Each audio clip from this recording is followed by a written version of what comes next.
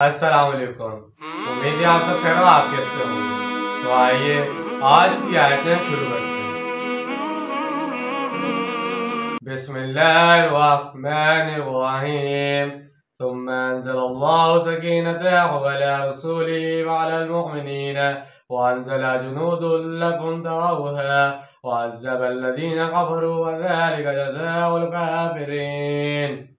फिर अल्लाह ने नाजिल फरमाई अपनी तरफ से तस्कीन अपने रसूल सल्लल्लाहु अलैहि वसल्लम और अहले ईमान पर, और इस वक्त भी ऐसे लश्कर उतारे जिन्हें तुमने नहीं देखा, और अजाब दिया काफिरों को, और यकीनन काफिरों का बदला यही है।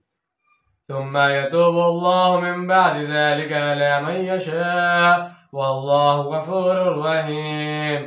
फिर इसके बाद भी अल्लाह तौबा नसीब फरमाएगा अपने बंदों में से जिसको चाहेगा, और अल्लाह बख्शने वाला रहम करने वाला है। या अय्युहल्लज़ीना आमनू इन्नमल मुश्रिकूना नजासुन फला यक़रबुल मस्जिदल हराम बअद आमिहिम हाज़ा व इन ख़िफ़्तुम अइलतन फसौफ़ युग़नीकुमुल्लाहु मिन फ़ज़लिही इन शाअ इन्नल्लाहा अलीमुन हकीम। ए अहले ईमान, ये मुशरिकीन यकीनन नापाक हैं, लिहाजा इस साल के बाद ये मस्जिद हराम के करीब ना भटकने पाए, और अगर तुम्हें अंदेशा हो फिक्र का तो अनकरीब अल्लाह तुम्हें गनी कर देगा अपने फजल से, अगर वो चाहेगा। यकीनन अल्लाह सब कुछ सुनने वाला हिकमत वाला है। यानी इस साल 9 हिजरी के हज में तो मुशरिकीन भी शामिल हैं, मगर आइंदा भी कोई मुशरिक हज के लिए नहीं आ सकेगा, और ना किसी मुशरिक को बैतुल्लाह या मस्जिद हराम के करीब आने की इजाज़त होगी।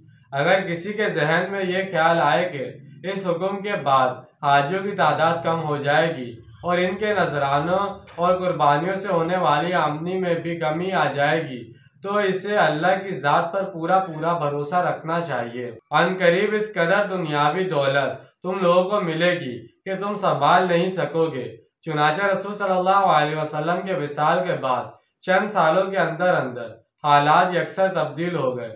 सल्तनत फारिस और सल्तनत रोमा की फतुहात के बाद मारा गनीमत का गोया सैलाब आम आया, और इस कदर माल मुसलमानों के लिए संभालना वाकई मुश्किल हो गया। यही सूरत हाल थी जिसके बारे में हज़रत सल्लल्लाहु अलैहि वसल्लम ने अपनी ज़िंदगी के आखिरी अयाम में फरमाया था, बस अल्लाह की कसम ए मुसलमानों, मुझे तुम पर फ़क्र एहतियाज का कोई अंदेशा नहीं है, बल्कि मुझे तुम पर इस बात का अंदेशा है कि तुम पर दुनिया कशादा कर दी जाएगी, तुम्हारे कदमों में माल और दौलत के अंबार लग जाएंगे, जैसे कि तुमसे पहले लोगों पर कुशादा की गई। फिर तुम इसके लिए एक दूसरे से आगे बढ़ने की कोशिश करोगे जैसे कि वो लोग करते रहे, फिर ये तुम्हें तबाह बर्बाद करके रख देंगी जैसे कि इसने इन लोगों को तबाह बर्बाद कर दिया है।